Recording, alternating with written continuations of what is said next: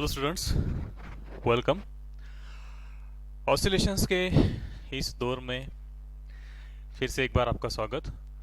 Oscillations में अभी हमने लास्ट लेक्चर में पढ़ा था कि एनर्जी क्या होती है, पोटेंशियल एनर्जी कैसे निकालते हैं ऑसिलेशंस में, काइनेटिक एनर्जी कैसे निकालते हैं और टोटल एनर्जी कैसी होती है, इनके रिलेशंस कैसे होते हैं और कुछ के ग्राफ के बारे में भी हमने चर्चा की थी और एक वर्कशीट थी आपके पास जिसमें आपने अच्छे से छुड़ाना था। ओके, अभी नेक्स्ट टॉपिक है हमारा टाइम पीरियड। ऑफ कोर्स हमने टाइम पीरियड पहले ही पढ़ा था, ठीक है ना। फिर भी हमें आज भी टाइम पीरियड पे फोकस करना है कि टाइम पीरियड क्या होता है। एक्चुअली जो फॉर्मूला हम जनरली लेते हैं T is equal to 2 pi upon omega, उसका भी आज डेरिवेशन हो जाएगा कि क्यों T is equal to 2 pi upon omega होता है। और इसके अलग और एक फॉर्मूला ऑसिलेशन में टाइम पीरियड का आपको आज के लेक्चर में सुनने को मिलेगा। ठीक, तो चलती है नेक्स्ट। सो हमारा जो आज का टॉपिक है ऑसिलेशंस चैप्टर में का, वो है टाइम पीरियड। ठीक है ना। होपफुली बोर्ड के एग्जाम में शॉर्ट आंसर्स के लिए भी ये क्वेश्चंस आ सकता है, ठीक है ना। सो बोर्ड प्लस नीट और जेडब्ल्यू सीईटी ये सब को मैंने एक फोकस करके उससे ज़्यादा जानकारी आपको उस टॉपिक पे भी दे दूं और आपकी बोर्ड के भी प्रिपरेशन साथ में हो जाए। इसके इस नज़रिए से हमने आज ये जो वीडियोस है जो 12th क्लास में है बोर्ड के, तो उसके नज़रिए से हमने बनाने शुरू किए, ठीक है ना। सो आपने अच्छे से नोट्स लेना है, जो बोर्ड पे लिखा है वो अगर आप अच्छे से नोट्स में लिख लेंगे तो बोर्ड की जब प्रैक्टिस होगी आपकी तो आपको इसके आंसर्स जस्ट जैसे नोटबुक में है आपके वैसे लिखने से हो जाएगा। पर कहाँ पे आपका नीट पे फोकस आना है, कहाँ से हमने अलग से देखना है, ठीक है ना, उस फॉर्मूले को, तो इसके बारे में भी हम बीच बीच में बता देते हैं। जैसे कि अगर कल का लेक्चर आपने देखा होगा तो उसमें हमने U0 U0 है ना, जो पोटेंशियल एनर्जी थी मीन पोजीशन पे, जिसे अगर आपने बोर्ड बुक में देखा होगा तो वहाँ पे हमने 0 लिया था, पर कल के डिस्कशन में हमने वहाँ पे 0 नहीं लिया। ग्राफ के बारे में भी हमने चर्चा की कि ग्राफ में हमने देखा कि पोटेंशियल एनर्जी का ग्राफ हम किस तरह से निकाल सकते हैं, ठीक है ना। थोड़ा सा ऊपर भी ले सकते हैं, थोड़ा सा नीचे भी, और ओरिजिन से भी पास होने वाला पैराबोलिक ग्राफ उसका हो सकता है। बट काइनेटिक एनर्जी के बारे में ऐसा नहीं होगा, तो नेगेटिव की तरफ भी नहीं जा सकता, ठीक है ना। और कुछ 0 या फिर उसके अलावा 1-2 ग्राफ हमने देखे थे कि वो नहीं हो सकते उसके बारे में। सो इस तरह से जब हम छोटी छोटी बातों पे फोकस करते हैं तो that is to up level, ठीक है ना, हम कंसेप्ट को पूरा खुल के बताते हैं, ठीक है ना। सो उसी प्रकार आज का भी टॉपिक हम पढ़ने वाला है ताकि आपका बोर्ड भी कंप्लीट हो जाए और हमारा नीट और जेडब्ल्यू के लिए जो डीप कंसेप्ट हमें चाहिए वो भी हमें मिल जाए, है ना। So let's start to this topic. Topic का नाम है टाइम पीरियड। ओके, सो लिख लेना टाइम पीरियड। ऑसिलेशंस में time period. So time period is one of the easiest thing, you should understand that very easily. Okay, so time period क्या होता है? So time period होता है the time required to complete one oscillations. It's the simplest definition. So note down the definition. क्या है definition? The time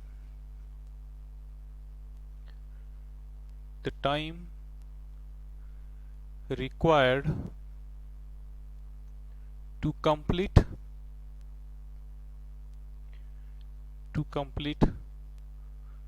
one oscillation. The time required to complete one oscillation is called time period. Okay, so time period is the time, so इसका unit second हो जाएगा, dimensions T1 हो जाएंगे। That were the simple things, वो note करने की बात नहीं है हमें, ठीक है ना, कोई ज़रूरत भी नहीं। सो डेफिनेशंस तो एकदम क्लियर है सर, पहले से क्लियर है, हमने पहले भी रट चुके हैं इसे, ठीक है ना। और फॉर्मूला था T is equal to 2 pi upon omega. Okay, so वो फॉर्मूला भी आज हमें डिराइव कर लेना है, ठीक। अभी फोकस करने वाली बात है कि to complete one oscillation. Okay, one oscillations complete करने के लिए लगने वाला टाइम को हम कहेंगे time period. But one oscillations होती क्या है, तो जनरली कोई भी आपको बता दे कि वन ऑसिलेशंस क्या होता है। वन ऑसिलेशंस होता है कि मेन पोजीशन से पार्टिकल निकल के एक्सट्रीम पोजीशन तक जाता है, फिर मेन पोजीशन पे आता है, फिर वापस निगेटिव एक्सट्रीम पे आ जाता है और फिर मेन पोजीशन पे आएगा। सो उसे कहेंगे हम वन ऑसिलेशंस। बट क्या हर बार किसी ऑसिलेशंस की मोशन मेन पोजीशन से स्टार्ट होती है? नहीं, ऐसा नहीं होता, ठीक है ना। वो कहीं से भी स्टार्ट हो सकती है। सो इसके लिए हमें वन ऑसिलेशंस कुछ अलग से सोचना है। वन ऑसिलेशंस यानी पार्टिकल जहां से स्टार्ट हुआ वहां पे आना चाहिए। चलो हमने फिर से एक बार मेन पोजीशन से पार्टिकल को स्टार्ट किया। सो पार्टिकल को इस तरफ हमने स्टार्ट किया, यहाँ पे मेन पोजीशन, ठीक है ना, पेन रख लो यहाँ पे मेन पोजीशन पे। सो यहाँ से पार्टिकल स्टार्ट हुआ, एक्सट्रीम पोजीशन पे आया, यहाँ पे उसकी डायरेक्शन रिवर्स हो गई, वापस आया फिर मेन पोजीशन पे, यानी फिर से वही पोजीशन पे आया। तो क्या एक एसएचएम कंप्लीट हुई? नहीं, ठीक है ना। एक एसएचएम कब कंप्लीट होगी? जब ये पार्टिकल आगे जाएगा, फिर रिटर्न मारेगा और फिर यहाँ पे आएगा, है ना। सो एक ऑसिलेशन में पार्टिकल जहां से निकला वहां पे आना जरूरी नहीं है, जहां से निकला और जिस दिशा में निकला उसी दिशा में जाने वाला वहीं पे आना चाहिए। सो उसकी डायरेक्शन और उसकी पोजीशन सेम होनी चाहिए, ठीक है ना, आफ्टर इट्स ट्रैवलिंग, ठीक है ना। उसने जितना प्रवास किया उस प्रवास के बाद वही वही जगह पे आना चाहिए और उसी डायरेक्शन में उसका मूव होना चाहिए। सो उसे कहेंगे हम ऑसिलेशन। सो सेम डायरेक्शन और सेम पोजीशन जब होती है तो उसे कहते हैं हम फेज, है ना, same phase. Is it? Position और डायरेक्शन देने वाली फिजिकल क्वांटिटी को हम कहेंगे फेज।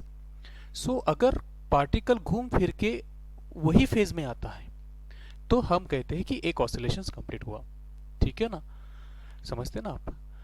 एक ऑसिलेशन क्या हो गया कि पार्टिकल घूम फिर के फिर से अगर वही स्टेट में आता है, वही डायरेक्शन में आता है या फिर वही फेज में आता है तो उसे हम कहेंगे वन ऑसिलेशन। यानी पार्टिकल सेम फेज में आना चाहिए। सो जीरो से निकल के फिर से वही फेज पे आने के लिए उसे एक, अगर हम एसएचएम को यूसीएम में बना दे तो हमें पता है कि एसएचएम एक यूसीएम होता है। सो एक यूसीएम में अगर हमने देखा कि पार्टिकल वहां से निकला और वहां पे आना चाहिए और सेम डायरेक्शन में आना चाहिए, तो पार्टिकल एक पूरा सर्कल घूम के आएगा, है ना। एक सर्कल घूम पे आएगा तो उसका जो फेज बनेगा वो 2 पाई बनेगा, है ना। सो हमने पढ़ाया था आपको कि सेम फेज क्या होता है। सेम फेज यानी 0, 2 पाई, 4 पाई, 6 पाई, 8 पाई, इवन मल्टीपल ऑफ पाई होता है, ठीक है ना। सो सेम फेज आने के लिए उसने जो फेज डिफरेंस आना चाहिए, 2 पाई आना चाहिए, 4 पाई आना चाहिए, 6 पाई आना चाहिए, 0 आना चाहिए, है ना।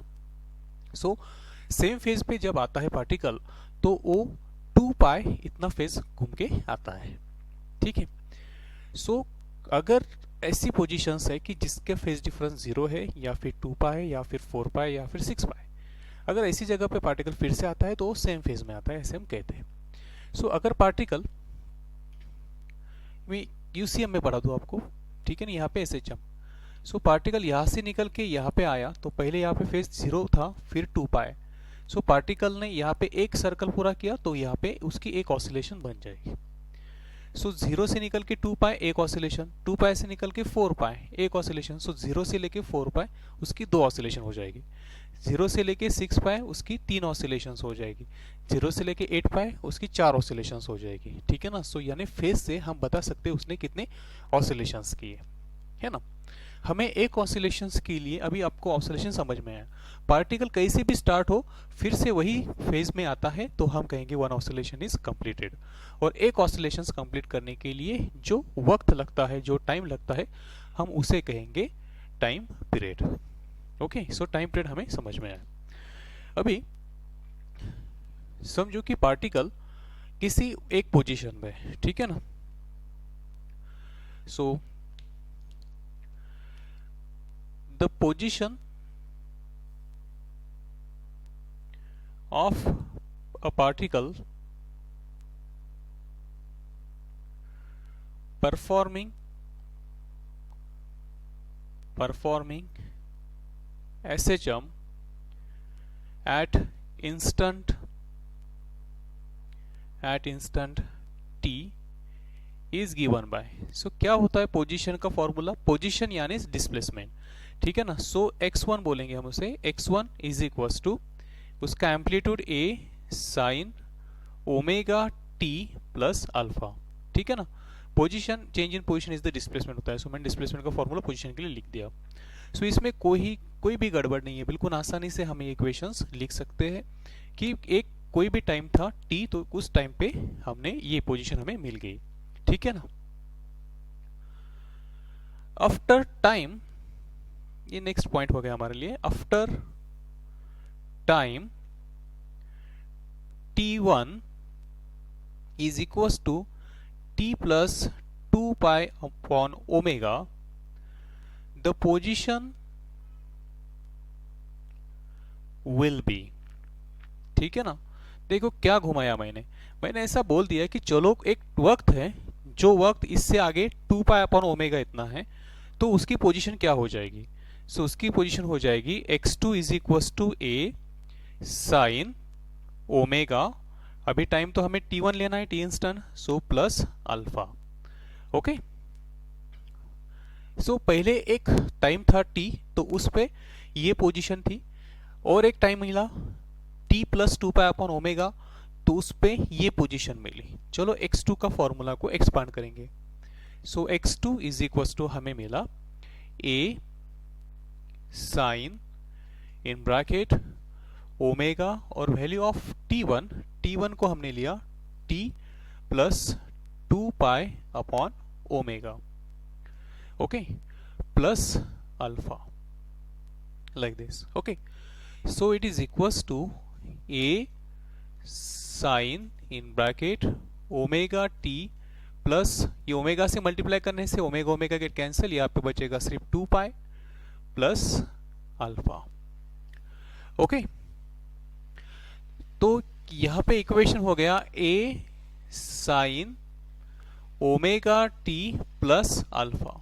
ठीक है ना, 2 पाई ऐड करने से कोई फर्क नहीं पड़ता। ठीक है ना, 2 पाई यानी सेम वहीं पे 0 पे आता है, यानी 0 और 4 पाई 2 पाई सेम ही होते हैं। ठीक है ना, ये ट्रिग्नोमेट्री का बेसिक है थोड़ा, इसमें आपको अगर देखना है तो फाउंडेशन आपको करना पड़ेगा थोड़ा सा। सो ये sign omega T plus alpha, ये हो गया हमारा x2। तो x1 फ्रॉम इक्वेशन 1, x1 की वैल्यू भी तो वही है, a sine omega T plus alpha. So x1 x2 is equals to x1। ठीक है ना, सो हमें एक बात समझ में आई कि therefore after time 2 pi upon omega, है ना, ये हमने पहले इतना टाइम था तो उसमें इतना टाइम ऐड कर दिया। ठीक है ना, समझो पहले 4 सेकंड पे था तो उसमें हमने 2 सेकंड ऐड कर दिए। सो 2 सेकंड ऐड करने के बाद, ये वैल्यू हमने ऐड करने के बाद हमें फिर से वही पोजीशन मिली। ठीक है ना, after time 2 pi upon omega there is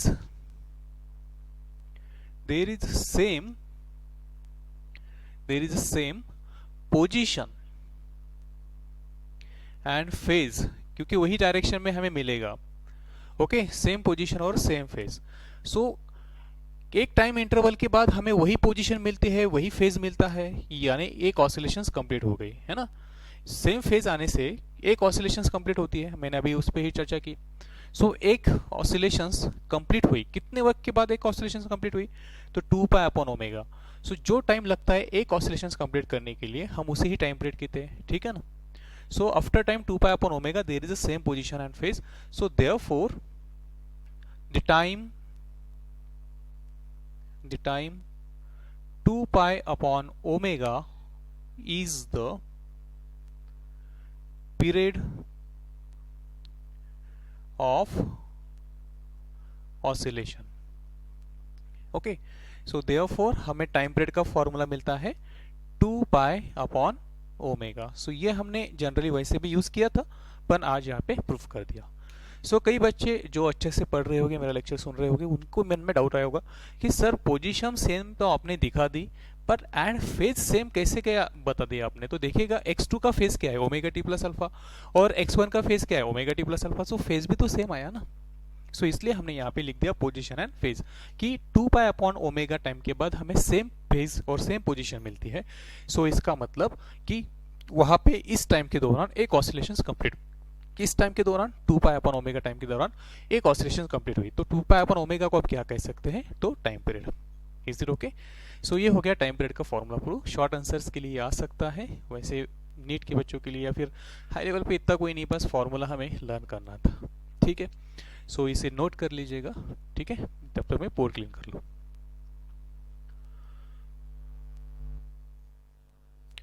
okay, so हमें टाइम पीरियड का फॉर्मूला मिला। Time period t is equals to 2 pi upon omega. Okay, आगे अभी आपको पता है हम ऑसिलेशंस में हैं, और इन एसएचएम इन SHM हमें फोर्स क्या होता है हमारे लिए, ठीक है ना, इन SHM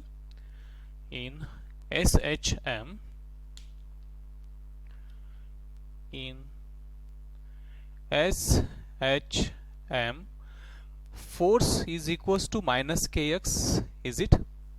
So therefore force क्या होता है, mass into acceleration is equals to minus kx, yes. So k is equals to minus k upon m into x, yes. But in SHM acceleration का फॉर्मूला तो होता है माइनस ओमेगा स्क्वायर एक्स। अगर ये दोनों के इक्वेशंस को हमने कंपेयर कर दिए, ठीक है ना, कंपेयरिंग 1 एंड 2, तो ये x की जगह पे x है, माइनस की जगह पे माइनस है, और ओमेगा स्क्वायर के जगह पे हमें मिला k अपॉन m।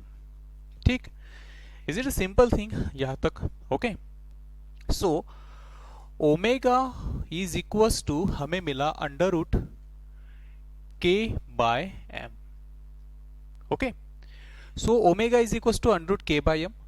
फिर therefore time period t is equals to हमें मिला, हमें पता है कि it is 2 pi upon omega, है ना, वो भी हमने प्रूव कर लिया।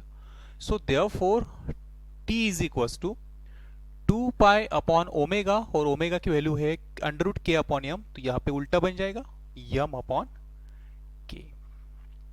ठीक, सो ये नेक्स्ट फॉर्मूला है हमारे लिए टाइम पीरियड का, t is equals to 2 pi m upon k। ठीक है, बट इन अदर केसेस, हमने तो अभी सिंपल पढ़ रहे थे, in other cases of SHM, ठीक है ना, SHM के कुछ अलग केसेस होते हैं जिसमें देखो ये जो मास होता है तो that is we called it is inertia, है ना। जनरली मास इनर्शिया का रोल प्ले करता है पर लीनियर मोशन पे। पर आपने रोटेशनल मोशन में जब पढ़ा तो उसमें आपको पता था कि जो इनर्शिया का काम जो जिसे करना है वो तो मोमेंट ऑफ इनर्शिया है, ठीक है ना। और यहाँ पे के है स्प्रिंग कांस्टेंट, ठीक है ना। ये जो सारी स्टोरी मैंने बताना शुरू की थी तो एक सिंपल एग्जांपल यह था कि एक ब्लॉक है जिसे हमने स्प्रिंग से कनेक्ट करके रखा है और SHM परफॉर्म करते हैं, तो वो ब्लॉक का मास है, ठीक है ना। ये फोर्स किस पे लगने वाला है, फोर्स जो बॉडी ऑसिलेशंस करने वाली है उस पे लगने वाला है, ठीक है ना। अच्छे से समझ लेना, बहुत से बच्चों को ये फॉर्मूला बहुत अच्छे से याद होता है पर इस फॉर्मूले में यूज की गई क्वांटिटीज के बारे में पता नहीं होता, ठीक है ना। जैसे कि ये जो पूरी स्टोरी है, ये स्टोरी है एक स्प्रिंग और एक ब्लॉक की, ठीक है ना। पर इसे आप कहीं पे भी अप्लाई करना चाहते हैं तो फिर आपको ये पूरा कंसेप्ट अच्छे से पता हो। ये जो यहाँ पे मास लिया, ये मास इनका है, ये ब्लॉक का जो SHM परफॉर्म करने वाले हैं, ठीक है ना। और ये जो K है तो ये स्प्रिंग का है जो उन्हें रिस्टोर करने वाला है। अगर आप बाहर खींचे तो उसे अंदर खींचेगा, अगर आप उसे अंदर दबाए तो उसे बाहर ढकेलेगा। सो ये जो K है ये स्प्रिंग की प्रॉपर्टी है, समझ में है आपके। सो किसी और जगह पे ऑसिलेशंस करने के लिए पीछे खींचने वाला जो कोई होगा स्प्रिंग की जगह पे शायद कोई और होगा, और जो ऑसिलेशंस करेगा वो ऑसिलेशंस का मास नहीं चाहिए हमें, जो उसे रिस्टोर करेगा, जो उसके चेंज को अपोज करेगा वो क्वांटिटी हमें वापस चाहिए। अच्छे से समझ लेना, फिर से एक बार समझ लेना है कि हम जो फॉर्मूला ये डिराइव किया t is equal to 2 pi × m upon k, तो इसमें हमने m क्या लिया था, इस ब्लॉक का मास k लिया था रिस्टोर करने वाली क्वांटिटी, ठीक है ना। सो शायद कुछ इससे भी अलग ऑसिलेशंस हो, और उस ऑसिलेशंस में अगर आपको फॉर्मूला बनाना हो तो but in another cases of SHM we write mass as inertia factor, जो ऑसिलेशन होने ही ना देना चाहता हो, ठीक है ना, जो ऑसिलेशंस की चेंजेस को अपोज करना चाहता हो, ऐसी कौन सी भी क्वांटिटी अगर हो तो वहां पे यम की जगह पे हमें वो क्वांटिटी ढूंढ के निकालनी पड़ेगी। सो अभी इसका टेंशन मत लीजिएगा, हम पेंडुलम में इसे फिर से एक बार समझा के देंगे। फिलहाल t is equal to 2 pi × m upon k तो याद करना ही है, पर इसे पूरा रटना नहीं है, मास नहीं ढूंढते बैठना है। एक्चुअली मास क्या होगा तो इनर्शिया फैक्टर होगा, ठीक है, and k as spring factor या फिर रिस्टोरिंग फैक्टर, ठीक है ना, कुछ इस तरह से हमें उन्हें ढूंढना है, ठीक है ना। शायद मास नहीं दिया होगा, ठीक है ना, पेंडुलम है हमारा नेक्स्ट टॉपिक, तो उसमें शायद मास नहीं होगा, तो हमें ऐसी चीज देखनी है कि जो चीज इनर्शिया का काम करे तो उसे यहाँ पे रखना है, और जो क्वांटिटी रिस्टोरिंग का स्प्रिंग जैसे रोल करती है उस तरह का काम करे तो उस क्वांटिटी को हमें यहाँ पे रखना है, तब जाके हमें उस पेंडुलम का टाइम पीरियड निकालने का आएगा, यानी पेंडुलम यानी कोई भी ऑसिलेशंस करने वाली चीज, ठीक है ना। सो आपको समझ में आया मैंने क्या बताया? तो नहीं समझ में आया तो एक बार फिर से लाइन टू लाइन आप इसे समझ लेना कि ये सब ठीक है कि टाइम पीरियड का फॉर्मूला है 2 pi under root m upon k, but हर जगह यम यानी मास और हर जगह के यानी रिस्टोरिंग फोर्स कांस्टेंट नहीं होगा। मे बी हमें मास की जगह पे मोमेंट ऑफ इनर्शिया भी लेना पड़े, क्योंकि हमें यहाँ पे मास नहीं चाहिए, हमें यहाँ पे ऐसी टर्म चाहिए जो इनर्शिया का काम करे, और हमें यहाँ पे केज नहीं चाहिए, हमें ऐसी क्वांटिटी चाहिए जो रिस्टोर करने का काम करे, जैसे स्प्रिंग करती है, तो यानी स्प्रिंग फैक्टर हम उसे बोलेंगे, ठीक है ना। सो फॉर्मूला तो t is equal to 2 pi m upon k है, पर आपको कुछ इस तरह से डिटेल में याद करना है उसे। T is equal to 2 pi under root mass यानी inertia factor, inertia factor divided by K यानी स्प्रिंग फैक्टर, ठीक है ना। फिलहाल सिर्फ आपको इसे याद करने की कोशिश करनी है, समझना है, बाकी यूज कैसे करें इस पे हम पेंडुलम में चर्चा करने वाले हैं, ठीक है ना। सो ये हो गया हमारा टी का formula, do you got it. अभी आगे, सो ये फॉर्मूले, तीसरा ये फॉर्मूला बन गया हमें, ठीक है ना। तो चलो आप इसे एक बार नोट कर लेना, फिर मैं आगे का पढ़ा दूँ, ठीक। ओके, सो हमें और दो फॉर्मूले मिले, एक हो गया T is equal to 2 pi under root m upon k, और इसे हम एक्चुअली ऐसे याद करने वाले, T is equal to 2 pi under root inertia factor, inertia factor divided by spring factor, ठीक है ना। जरूरत के अनुसार हमें इसे चेंज करना पड़ेगा मास और के को, ठीक है ना। सो ये टाइम पीरियड के दो फॉर्मूले और मिले हमें। अभी और एक फॉर्मूले की तरफ हमें जाना है, ठीक है।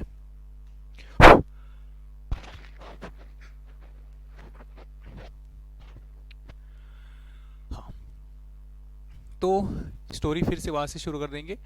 F is equal to minus के एक्स, ओके, या फिर acceleration is equal to minus K upon M X, या फिर acceleration is equal to minus omega square X, okay, या फिर बस यहाँ पे हो गया। तो ओमेगा की वैल्यू आपको मिली थी, omega is equal, omega square की वैल्यू मिली थी आपको यहाँ पे के बाय एम। तो क्या आपको पता है के क्या होता है? So force is equal to minus के एक्स होता है, सो ओमेगा हो गया एफ अपॉन के, हो गया एफ अपॉन एक्स, हो ना, और यम तो यहाँ पे वैसे के वैसे है। सो ओमेगा स्क्वायर क्या बना? सो एक ओमेगा स्क्वायर बना F upon m into x, is it. अभी ये जो एफ अपॉन एम है इसे क्या कहेंगे आप? F upon M acceleration. So story कुछ इस तरह से बढ़ी अब आगे कि ये हो गया omega square is equal to acceleration upon x. So omega square को आप बोल सकते हैं एक्सक्लरेशन पर यूनिट डिस्प्लेसमेंट, एक्सक्लरेशन पर यूनिट डिस्प्लेसमेंट बोल सकते हैं ना। या फिर ओमेगा इज इक्वल टू क्या बनेगा? अंडर रूट एक्सक्लरेशन पर यूनिट डिस्प्लेसमेंट, हो गया ओमेगा का एक और फॉर्मूला। अगर ओमेगा का एक और फॉर्मूला मिला तो टाइम पीरियड का भी एक और फॉर्मूला हमें मिला, t is equal to 2 pi upon omega, और ओमेगा यानी हो गया एक्सक्लरेशन पर यूनिट डिस्प्लेसमेंट। सो इसे भी याद करके रखना है, कहीं पे भी काम आ सकता है। ठीक है ना। नहीं आया तो अच्छी बात है, बट शायद किसी छोटे से मार्क्स के लिए, किसी एक क्वेश्चंस के लिए आपका जो कॉलेज आपको गेन करना था, जो मिलना था, वो शायद मिस हो जाए। ठीक है ना, अगर आपने छोटी छोटी बातों पे भी ध्यान नहीं दिया तो। सिंपल होता है पर छोटे छोटे मार्क्स हम वहाँ पे गंवा देते हैं। ठीक है ना। So T is equal to 2 pi under root upon under root acceleration per unit displacement, ये भी टी का फॉर्मूला है। आप इसे कुछ इस तरह से भी लिख ले तो भी अच्छा है। 2 pi is equal to under root, ये आया था ओमेगा स्क्वायर का formula a upon x, so जो बनेगा अंडर रूट में एक्स अपॉन ए, है ना। सो यहाँ पे एक्स अपॉन ए, सो ये भी फॉर्मूला टाइम पीरियड का आपके पास होना चाहिए। ठीक, बात समझ में है आपके। सो ये हो गया हमारे पास t is equal to 2 pi under root X upon A, या फिर 2 pi under root 1 upon A upon X, यानी शब्दों में लिख लूँ तो 2 pi divided by under root acceleration per unit displacement. Okay, so ये हो गया आपका फॉर्मूला। ठीक है ना, टाइम पीरियड का। सिर्फ टाइम पीरियड पे घिस रहे हैं हम आज, है ना। सो ये फॉर्मूला आपके लिए फिर से एक बार। ओके, सो इसे भी अच्छे से नोट कर लेना है आपने। Okay okay, now time period के जैसे ही हम पढ़ने वाले फ्रीक्वेंसी।